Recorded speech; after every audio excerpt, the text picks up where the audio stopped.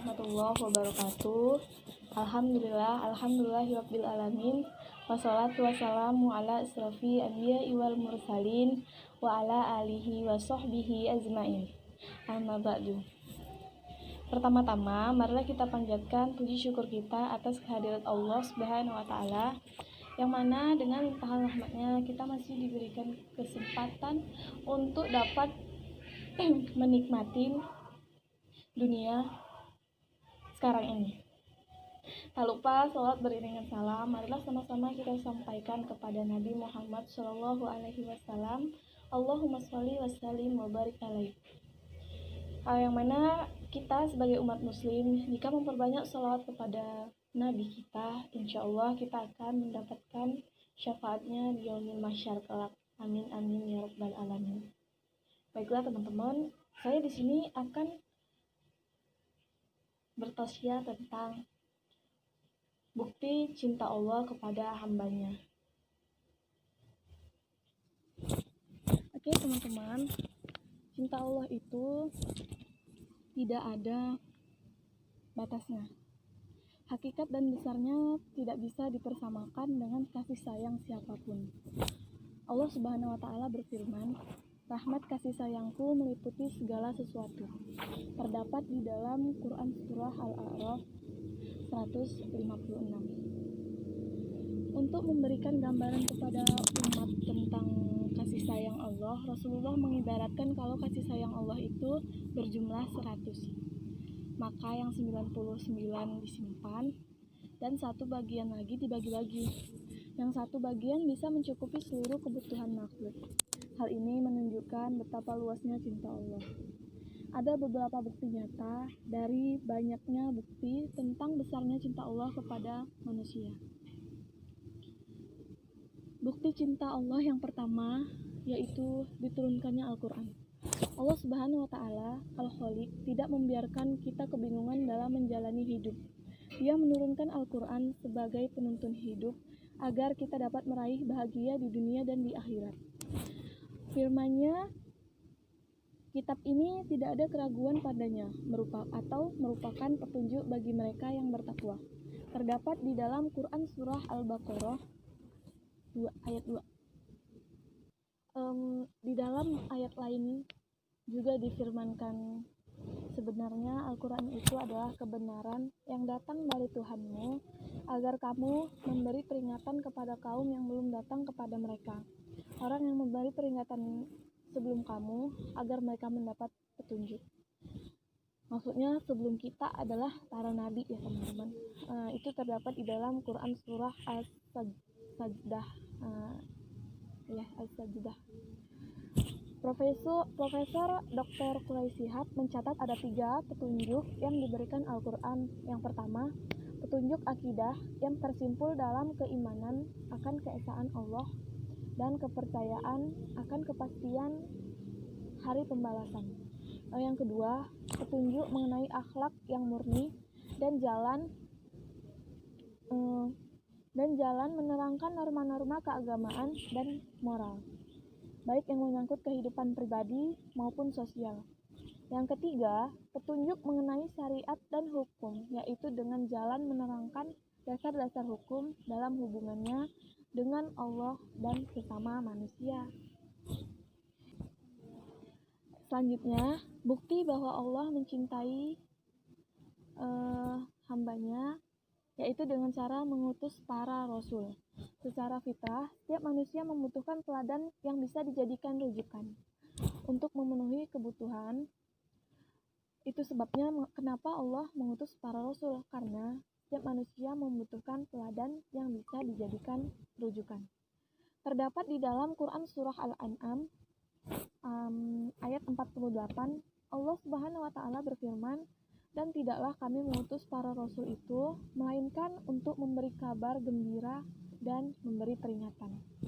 Barang siapa yang berfirman dan mengadakan perbaikan, maka tak ada kekhawatiran terhadap mereka dan tidak pula mereka bersedih hati." Inilah bukti kecintaan Allah yang kedua, teman-teman. Dia tidak membiarkan manusia berjalan sendirian. Dia mengaruniakan teman terbaik yang akan menemani manusia menuju jalan kebahagiaan, mengenalkan manusia kepada Tuhannya, sekaligus menjadi model manusia yang sesuai dengan kehendak Allah Subhanahu wa Ta'ala. Sebagaimana di dalam firman-Nya, sesungguhnya telah ada pada diri Rasulullah yaitu suri teladan yang baik untuk kita, yang baik bagimu, bagi orang yang mengharap rahmat Allah dan kedatangan hari kiamat, dan dia banyak menyebut Allah. Quran Surah Al-Ahzab ayat 21. Kita yang hidup tidak sejaman dengan Rasulullah SAW dapat membuka warisannya berupa hadis dan sunnah.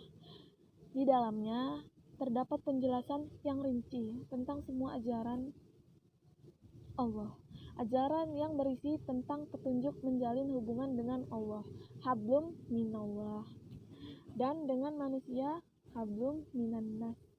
Di dalam kita juga mendapati gambaran karakter mulia Rasulullah SAW sebagai teladan yang paling baik. Itu adalah bukti cinta bahwa Allah memang benar-benar cinta kepada hambanya dengan cara mengutus Rasul agar kita sebagai hambanya yang tidak mengerti apa-apa jadi mengerti tentang ajaran-ajaran Allah. Seperti itu ya teman-teman. Selanjutnya, apalagi bukti Allah bahwa Allah mencintai hambanya. Yang ketiga yaitu diciptakannya alam semesta. Allah Subhanahu wa Ta'ala tidaklah menciptakan alam semesta tanpa maksud. Dia menjadikan semua yang ada di bumi dan di langit untuk memenuhi kebutuhan manusia. Difirmankan di dalam Quran Surah Al-Baqarah ayat 29, Dia menjadikan semua yang ada di bumi dan langit untuk memenuhi kebutuhan manusia. Lebih jelasnya seperti ini. Dialah Allah yang menjadikan segala yang ada di bumi untuk kamu, kemudian Dia menuju langit, lalu Dia menyempurnakannya menjadi 7 langit, dan Dia Maha mengetahui segala sesuatu. Selanjutnya, seluruh potensi yang ada di dalam dan permukaan bumi dihamparkan untuk diambil manfaatnya oleh manusia. Makanya kenapa Allah sangat tidak suka kepada manusia yang merusak bumi. Sebab itu Allah menciptakan bumi ini untuk manfaat seluruh umat, sedangkan yang merusak itu hanya untuk kepentingan dirinya sendiri. Tidak ada satupun makhluk di alam ini yang tidak bermanfaat. Nyamuk misalnya, walaupun mengganggu, nyamuk dapat membangkitkan kreativitas manusia. Contoh kreativitasnya apa? Obat nyamuk. Contohnya dengan adanya nyamuk, banyak orang yang tercukupi ekonominya. Karena ya itu tadi seperti saya bilang, obat nyamuk. Nah, itu kan salah satu pabrik ya. Itu bakal mengambil pekerjaan, itu jadi tercukupin masyarakat yang tidak tercukupi ekonominya awalnya. Allah telah menciptakan alam dengan sangat sempurna, sehingga manusia dapat hidup di dalamnya dengan nyaman. Semuanya telah ditata dengan akurat. Perjalanan siang dan malam, rantai makanan antara makhluk hidup sampai pada lingkungan tempat ia hidup. Semuanya telah diatur dengan hukumnya. Bukti selanjutnya adalah luasnya ampunan Allah Subhanahu wa Ta'ala. Yaitu ini adalah bukti keempat ya. Sebanyak apapun dosa manusia, Allah pasti akan mengampuninya asalkan ia benar-benar bertobat. Allah Subhanahu wa Ta'ala telah berjanji dalam Al-Quran, dan hendaklah kamu meminta ampun kepada Tuhanmu dan bertobatlah kepadanya. Jika kamu mengerjakan yang demikian, niscaya Dia akan memberikan kenikmatan yang baik terus-menerus kepadamu sampai kepada waktu yang telah ditentukan, dan Dia akan memberi kepada tiap-tiap orang yang memiliki balasan keutamaannya. Quran Surah Hud. Tangan Allah terbuka setiap saat bagi orang yang mau bertobat. Rasulullah Shallallahu Alaihi Wasallam pernah bersabda, Allah membentangkan tangannya di malam hari agar orang-orang yang berbuat keburukan di siang hari bertobat, dan membentangkan tangannya di siang hari agar orang-orang yang berbuat keburukan di malam hari bertobat. Ini akan terus berlaku hingga matahari terbit dari arah barat. Masya Allah.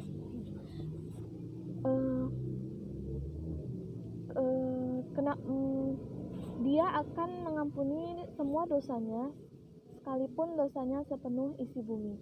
Wahai manusia, sekiranya kamu datang kepadaku dengan membawa dosa seisi bumi, kemudian kamu bertemu dengan aku, dengan dalam keadaan tidak menyekutukan aku dengan sesuatu apapun, niscaya aku datang kepadamu dengan membawa ampunan seisi bumi pula. Demikian bunyi sebuah hadis qudsi yang diriwayatkan Imam Tirmidzi. Ya, teman-teman, mungkin itu saja yang dapat saya sampaikan tentang bukti bahwa Allah mencintai hambanya. Kurang dan lebihnya saya mohon maaf. Saya akhiri. Assalamualaikum warahmatullahi wabarakatuh. Terima kasih.